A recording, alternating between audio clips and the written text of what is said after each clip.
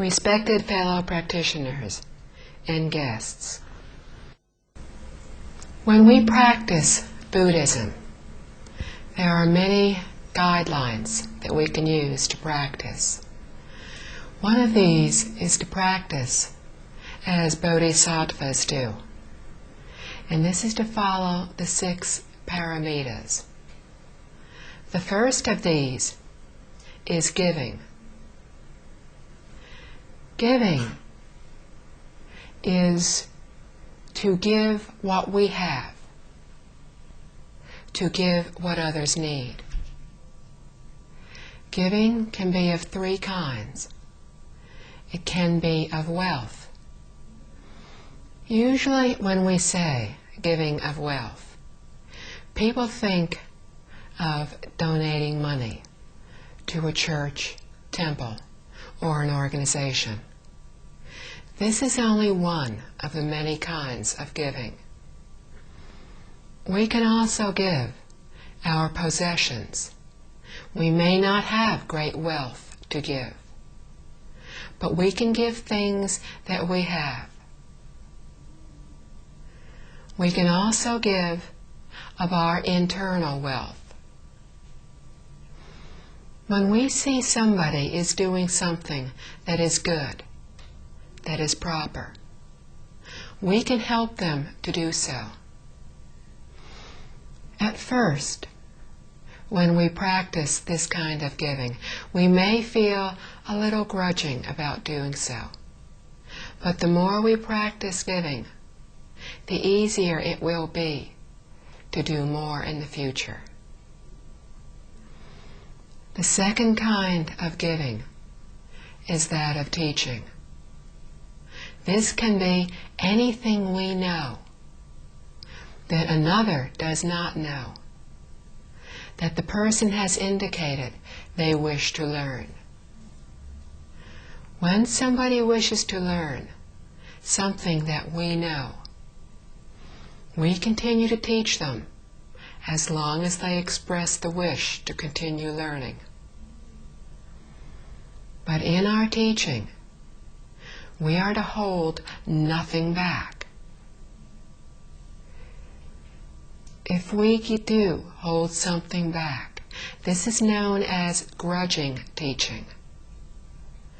The result of this in the future will be ignorance. But if we teach others wholeheartedly, without holding anything back, we will gain wisdom in the future. From the giving of wealth that we just spoke of, if we practice this giving, we will gain wealth in the future. If we help others, we practice physical giving, then in the future, when we too are doing something proper, others will come to help us. And the third kind of giving is that of fearlessness. This can be as magnificent as giving our life to save another. It can also be as wonderful as seeing somebody who is upset and doing whatever we can to comfort them, to make them feel less worried, less upset, more calm, more at ease. When we give this third kind of giving, we will gain healthy, long lives in the future. If we know people who now are very wise, it is because in their past lifetimes they practiced the giving of teaching. If we know those who have great wealth, it is because they have given wealth in the past. Often when we think of wealth and look at people who have wealth, we may begin to doubt the law of cause and effect. Cause and effect tells us that every thought, word, and deed will have a result. More than likely not in this lifetime. Maybe in our next lifetime. 10 lifetimes from now, 100 lifetimes, 1,000 lifetimes from now. But when the conditions are correct, every cause that we have generated will have a result. This may seem very logical and sound very realistic, but we may begin to doubt when we look around us. All of us know people who are very good, who help others. They're very kind, very caring. They constantly think of others. They do not think of themselves. When others want to know something, they share their wisdom. When others are upset, they comfort the people. They constantly help others. But in this life, they may have many problems, and they may have very difficult lives. They may have barely enough money to survive. When we see this, we may begin to doubt cause and effect. We may think, these people are so good. They do everything they can to help others. Yet their lives are so difficult. Where is cause and effect? We live in one very, very small instant of time called a human life. We may feel this is a long time, but actually this life of ours is very short. In our past lives, we have done many things that we do not know about. Not knowing of them, we do not understand everything that is going on. We may see that in this life, people are very good, but we do not know what they have done in their past lifetimes. In our former lifetimes, we all have done much that is good. But we have done much that is bad. We have hurt many people. And if we think back on what our thoughts were like today, what we said, what we did, we will realize that it is very likely that we have done more that is wrong than what is right. Because we are currently living as humans. But in past lifetimes, we have lived in other realms. And we have not had the opportunity to practice goodness in those realms. So we do not know what we have done before. But we are taught that what we are going through now is the result of those past lifetimes. People who are having very difficult lives now have done much that is bad. They have hurt others. This is why they are having difficult lives now. We also see people who are not very nice, who are very selfish, very cruel. They do nothing to help others, and they have immense wealth. They have no fears of hunger, They have no fears of where will the money come from to support their family. If they want something, they buy it. They need not ask the price. They seem to have lives of great freedom, great ease. And when we look at what they're doing, it can be very puzzling, because they are doing nothing that is good, but they are living very comfortable lives. Again, in the past, they did much that is good, and that is why now they are enjoying such benefits. When we undergo difficulties, try, and this is very difficult, but try not to feel angry or resentful. Try not to feel self-pity.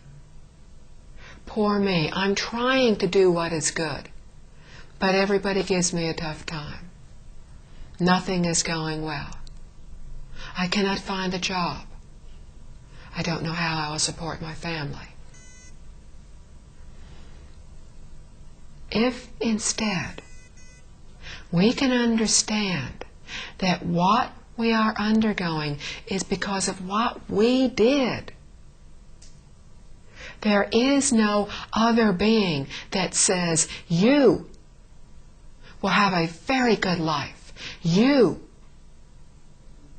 will have an unbelievably difficult life. Good lives, difficult lives, are because of what we think, say, and do. If we can understand this, we will understand that the difficulties now are repaying debts that we owe. If we cannot feel resentment, but if we can understand and say, I don't want to live like this in the future. So, I will practice giving. I will help others. I will teach others. I will help others feel secure. I will give of my physical strength. If I don't have money to give, I can give other things. There are many ways we can give. But I will give without thinking of self-benefit. And I will think only of helping others. When we do this, we are creating the seeds that will bring us good lives in the future. All this comes from giving. Also understand that we may be having difficult lives because of the bad that we have done. But because of the good that we have done, things may have been even worse if we had not done good things. Cause and effect is very simple. Do something good, receive something good. Do something evil, receive something evil. Cause and effect is unbelievably complicated. It is connected through all of our lifetimes, through the past, present, and future. All the threads of what was done, what will happen, are beyond our beginning to understand.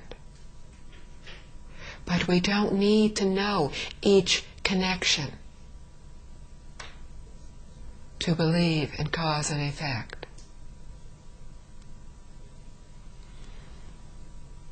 Think about people who were born and as very young children have exceptional talents.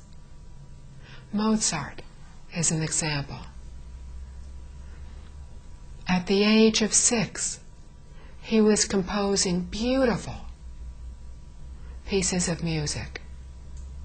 When he would write a piece of music, he would write the whole thing and never need to correct it again. Why was this person born with such unbelievable talents? An excellent case for reincarnation, excellent proof of cause and effect, of what he had done in former lifetimes being connected in his current lifetime. We don't need to understand it all. We simply need to believe that Buddhas and Bodhisattvas would not lie to us. And they tell us we cannot take physical things with us when we die. We cannot take our possessions. We cannot take our friends, our family. We take none of these. What follows us is cause and effect. What we can take with us is the 10 great vows of universal worthy Bodhisattva: to respect, to help others. We take nothing else. But if we want our lives to be better in the future, we practice giving now.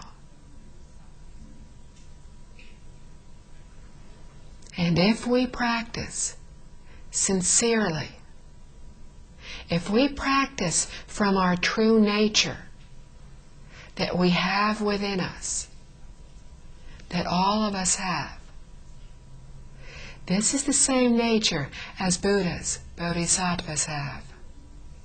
If we practice with sincerity, perfect sincerity, no selfishness, thinking only of others, without any expectation of reward,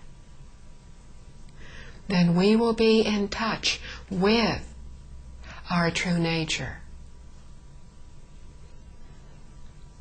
When we give $1 to someone that we see that obviously has nothing and who is asking for help, if we spontaneously just give, we don't think, we don't analyze the situation. They are hungry. They have no home. They need help. We just give them $1. And we do not think of it again. We do not think that I gave, they received. We do not think of what we gave. We just give without attachment. When we do that, we are giving from our true nature. And when we give, the benefits from this are infinite, because they are in touch with our true nature. They arise from that nature. And that true nature is the same in everybody. We are not individuals. We are all one. To give, to help others, should be as natural, as spontaneous as my trying to pick up a cup that is too heavy to lift with just one hand. I do not need to think, okay, the cup is very heavy. What can I do? What are my choices?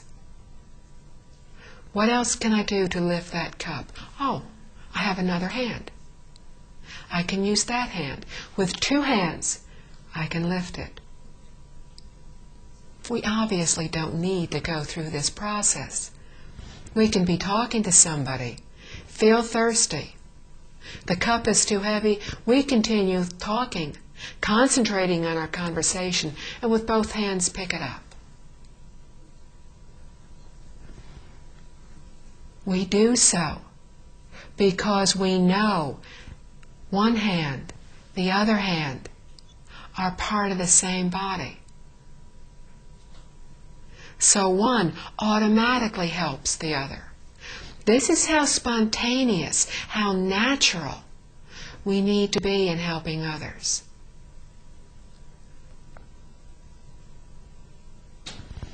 We give to help all others. We give without attachment. We often speak of attachments, and we need to understand what these are to practice giving. Attachments are thinking of, wanting something, having thoughts of it. An example is a story about two monks who came to a wide stream. The water was very deep, and there was a very pretty young lady standing on their side of the stream. And she was trying to get to the other side, but she could not manage it on her own. She turned to the two monks and asked if they could help her.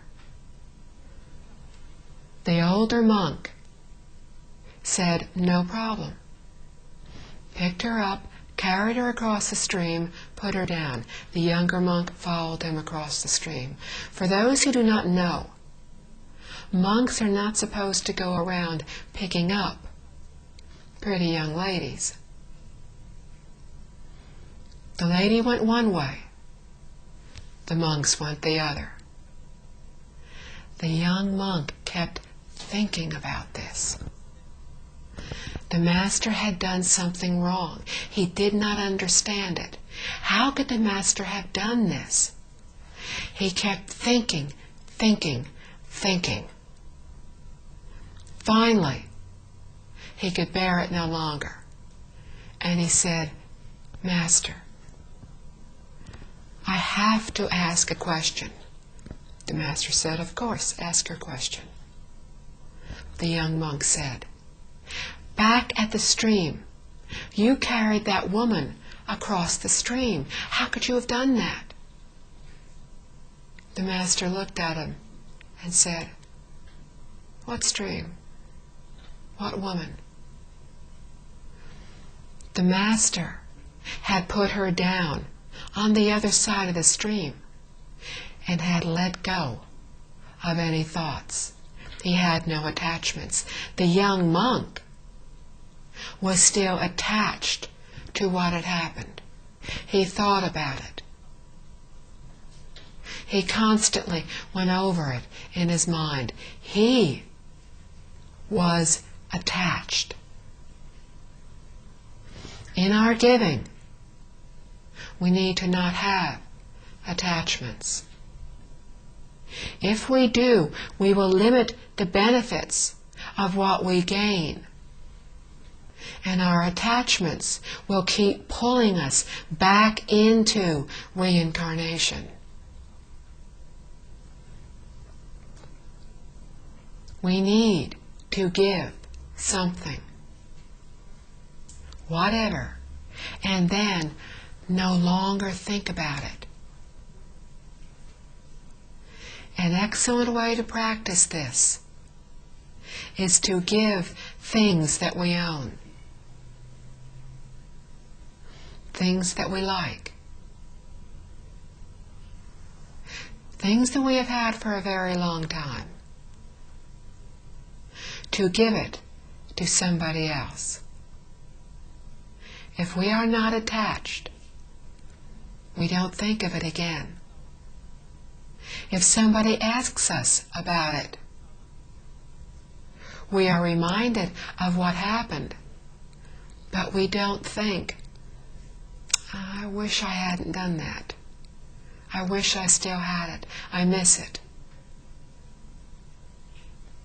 If we miss it, If we wish we hadn't done it, we are attached. And our attachments keep bringing us back into our lives in reincarnation. Give and let go. Master Jin Kong often talks about let go. We need to understand what this means. When we give, we let go. We let go of thoughts, of desires for what we had, of wishes that we had it back. We let go of our attachments. But to let go does not mean that we let go of our responsibilities. A person who had heard teacher say this wrote a fax to teacher saying, okay, I have let go. Now what do I do? I let go of my job. I let go of my home. I gave everything away. I have no way to earn a living. I have nothing left, no way to support my family. I let go. Now what do I do?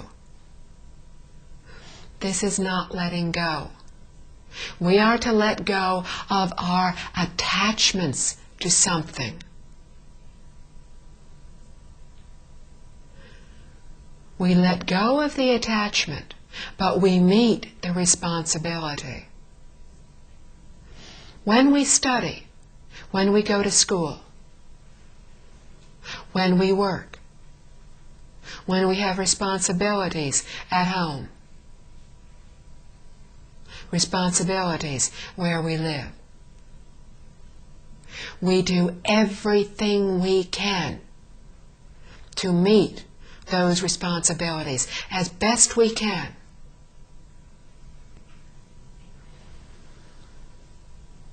When we leave school, work, whatever, we do not constantly think, go over what we did, what we should have done, what we need to do tomorrow. We let go. While there, we did our very, very best. But when we go home, or when we go somewhere else, we do our best in that environment. So everywhere we are, we do our very best. But we understand, I can control, to some degree, what I do. But I can only control it as far as trying to do my best, trying to concentrate on what I am doing, trying to think clearly and do the tasks as best I can. And we can think in this way, but we cannot control things outside of ourselves. We may work on a project, and most of us have probably had this happen. We have spent much time at work, at school, doing something in an organization, and we just about got it completed. We spent a long time working on it. We tried very hard, and we feel we have done a good job. Somebody, a superior, a teacher, somebody in a position of authority, a decision maker says, that's very nice, but the plans have changed. And we're not going to do it that way. We're going to do something else instead. Most people, when this happens, would feel varying degrees of irritation, resentment, anger, frustration. I worked so hard.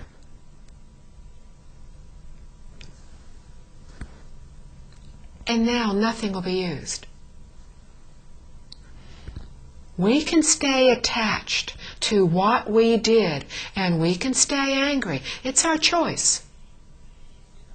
Everything comes from within us. But it's not the other person making us angry. We are making us angry.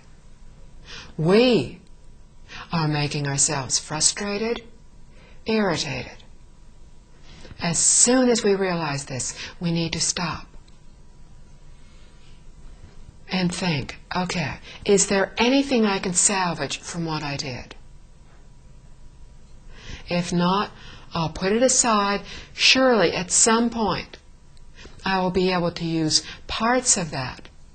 If nothing else, I learned from it. The next time I try to do something, maybe in this other way of doing the project, maybe I'll be able to work more efficiently, more quickly, because I learned more. Do not be attached to what we have done. Let go. Turn around and then concentrate on the new project, whatever it is we are doing, and work just as hard in that. This is the only way we improve our futures. And when we speak of our futures, we are not just talking about this lifetime, because we don't know how long our future in this lifetime will be. But we do know if we do good things, they will come back to us in the future. So we need to stop thinking of just this lifetime, but to go beyond that. We need to stop thinking of just ourselves, but to go beyond and think of others.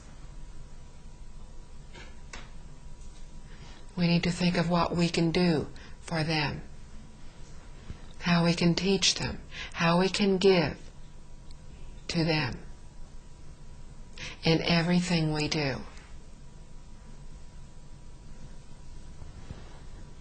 The second precept, the second principle, is called keeping the precepts.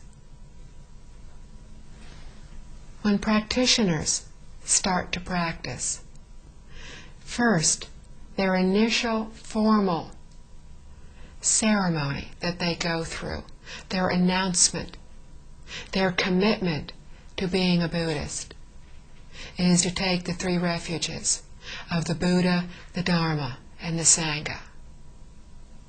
This is to return to awakening, to have proper thoughts, and to live in harmony and purity. This is the meaning of taking refuge in the three jewels of the Dharma, the Buddha, the Dharma, and the Sangha.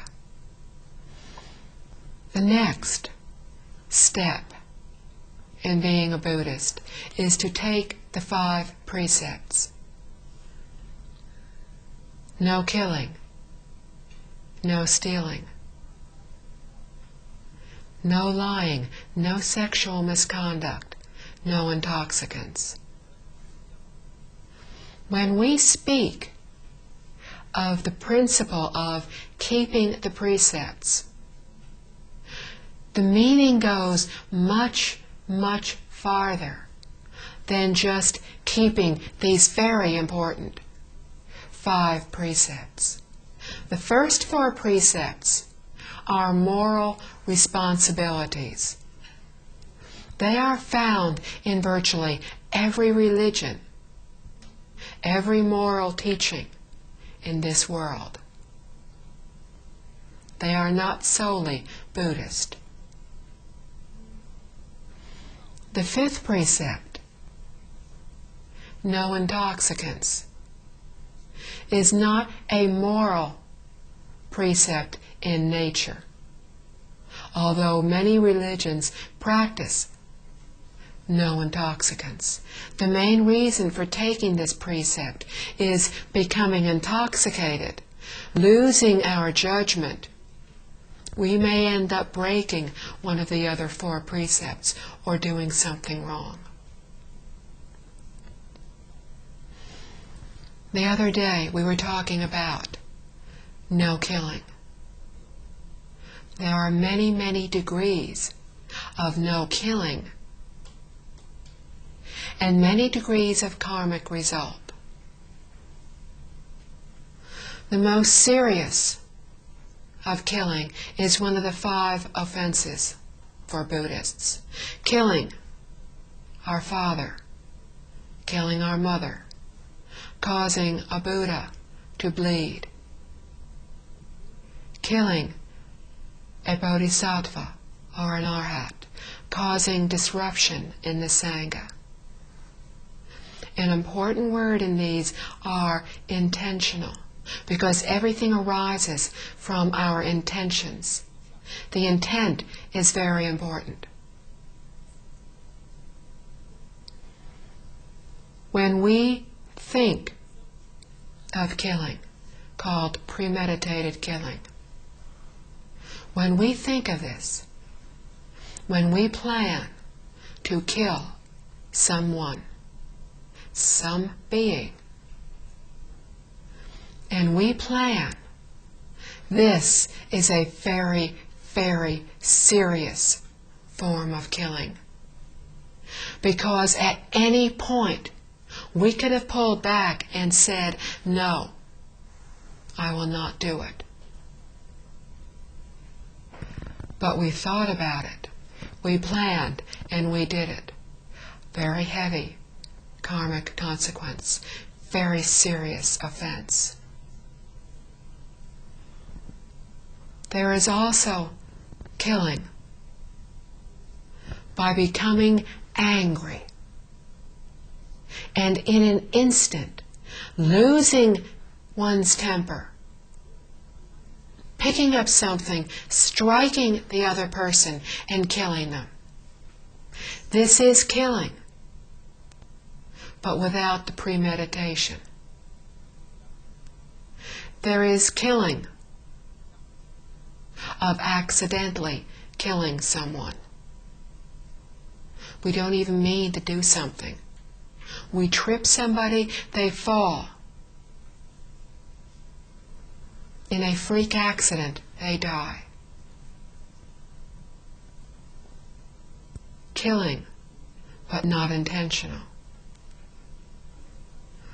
There is also killing other beings. We share in the killing, the karmic consequences, when we eat other beings. We share in those consequences, even if we were not directly involved in the killing. There is also killing in simply walking around, stepping on an ant that we did not even see. All degrees of the precepts. Lying is another precept. Saying anything that is not true. Degrees in this. When we purposely set out to lie, to cheat others, this is 1 degree of lying. When we have gone out with somebody, perhaps a husband or a wife, and we're in the car and we're going someplace, and one says to the other, "Do I look okay?" And perhaps what they're wearing is not quite appropriate. But it's too late to go back. If we say it does not look right, they'll be upset the entire evening. There's nothing that can be done about it. We tell a white lie. Lying but it's not intentionally setting out to defraud another. All different degrees of lying, different karmic results. Stealing.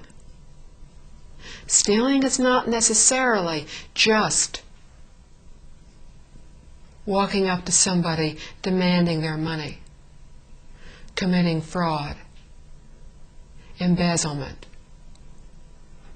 Stealing is actually taking anything that we do not have the permission of the owner. If we see something on a table, some food, we don't know who it belongs to, we eat it, we have not asked them. This is stealing. Anytime we take anything that does not belong to us, that we do not have the permission of the owner, is stealing. So there are all different degrees in the precepts. We need to understand why we need to not do these things. We need to use judgment. There is a story from the Buddha's time of a king and queen. The king lost his temper, became infuriated with one of his ministers, and said that the minister was to be put to death. The queen knew this was not like her husband. She did not know what to do, but she knew the offense was very serious.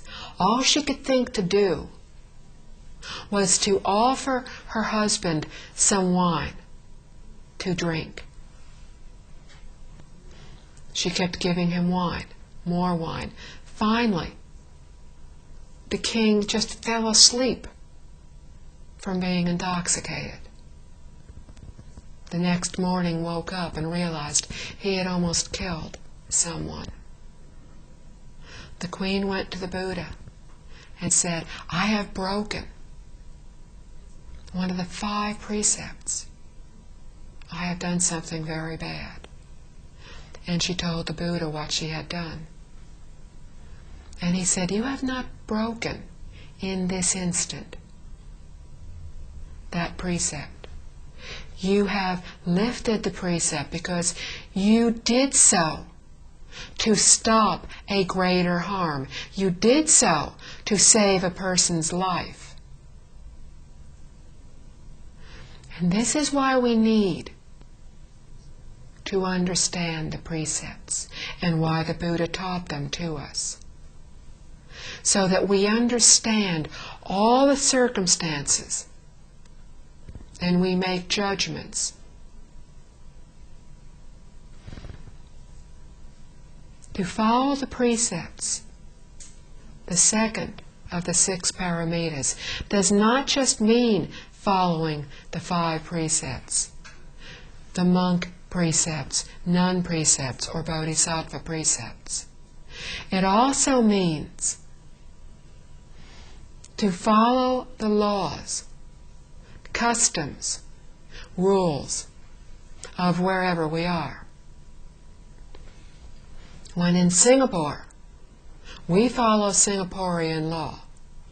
When in Australia, we follow Australian laws. We follow the customs of where we are. This is also the meaning in following the precepts. We do not offend people who live where we are. We do things as they do them, provided these things are proper. We often speak of according with others, according with conditions. And we often say, When others are doing something, do not be attached to our own way of doing something. Follow the customs. If everybody wants to do something in a particular way, don't be the only one who insists on doing it my way. Go along with the others. But again, think. Accord with proper conditions. If we accord with conditions that are improper,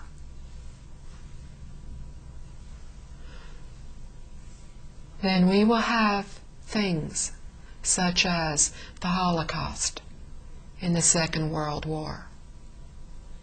So when we accord with conditions, we accord with proper conditions. We follow customs, laws, rules of where we are. We do not break the laws. Even when no one else knows what we are doing, we follow the laws. Because others may not know what we are doing, may not see what we are doing. But there is still the karmic effect. There are still beings around us in other dimensions who do know what we are doing. And they will know when we are doing something improper.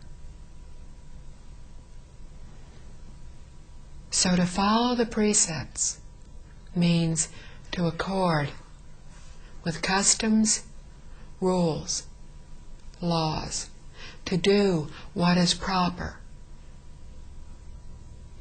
for where we are.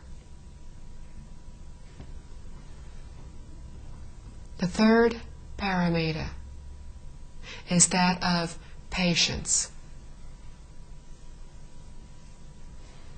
We need patience in everything we do. Nothing good has ever been attained without patience. If we are studying, we need patience to sit in the classroom, to do our homework. If we work, we need patience to do the job properly. With our family, we need patience to interact with others around us. When we're in a group of people, we need patience to work well with them. With ourselves, we need to have patience and understand that we have many, many bad habits from innumerable past lifetimes. But to have patience with ourselves means we understand that we have a fault and we do not become angry with ourselves. But to have patience with ourselves doesn't mean that we keep forgiving ourselves. We forgive others. We do not keep forgiving ourselves. We have patience. We have tolerance for others. When they wish to do something, and we do not, when we think what they are doing is wrong, we do not judge them.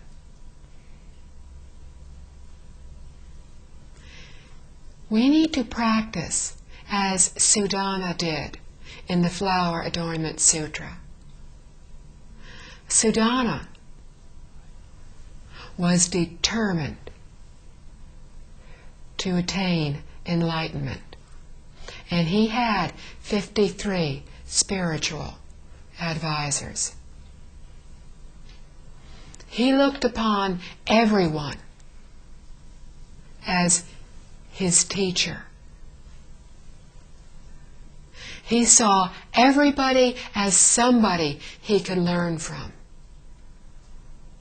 This is what we need to do with all others. Everyone, everything is our benevolent teacher. We can learn from everyone. We are the only student.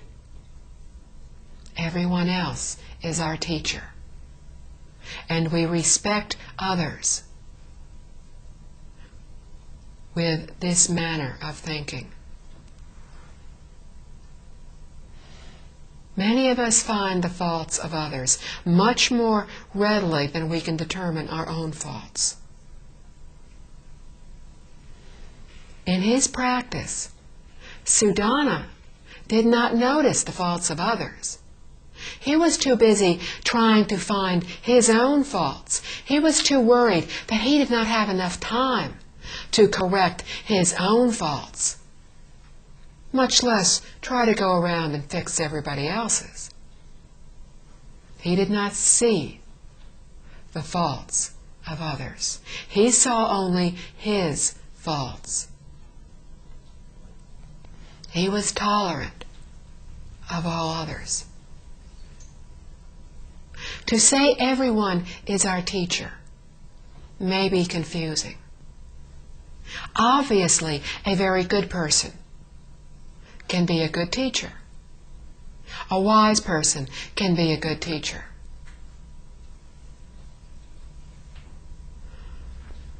How can a murderer be a good teacher? How can a thief be our teacher? Why should I respect this person as my teacher? We look at those who are doing good and we emulate their behavior. We use them as good role models, as good examples. We look at those who are doing wrong, who are doing evil. We see what they are doing wrong, and we learn that if we ourselves do not yet have this fault, that we do not develop it in the future. We do not do this in the future. We emulate those who are good. We learn from those who are bad. And we learn not to do what they are doing that is bad. In this way, everyone is our teacher. We do not know who these people are. In our world, Buddhas and Bodhisattvas come to teach us. In the Flower Adornment Sutra, many of the teachers were very benevolent, very kind. 3 were very bad, miserable people, very cruel, dishonest, not what we would consider good people. They were played by bodhisattvas to teach others.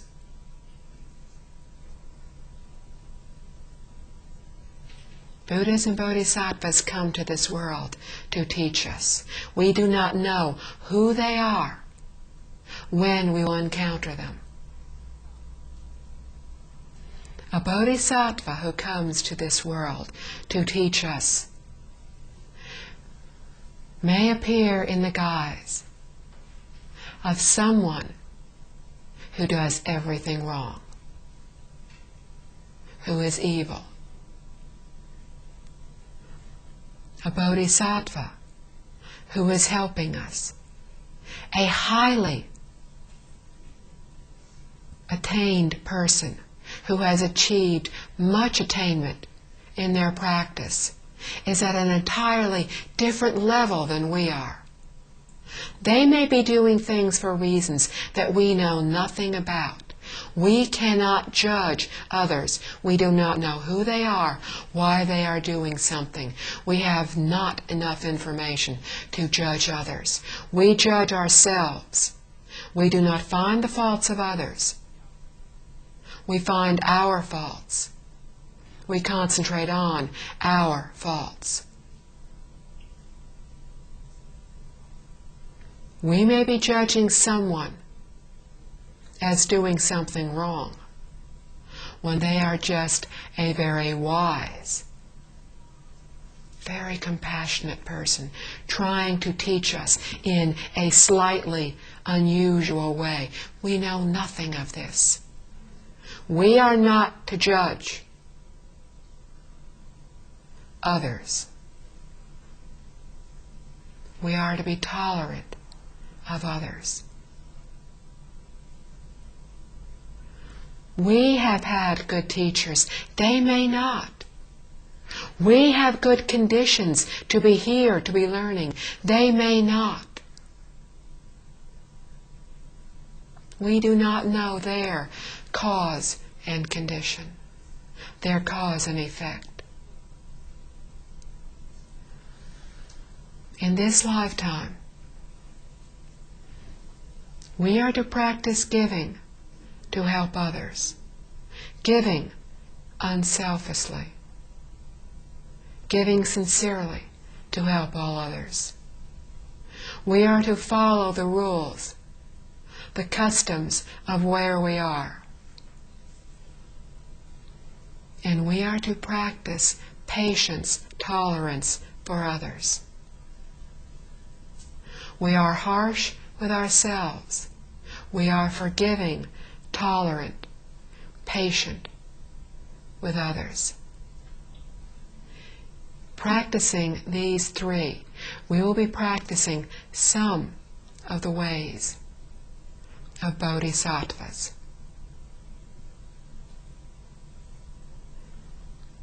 And when we can practice these very, very well, we will be on the path to Buddhahood. Thank you.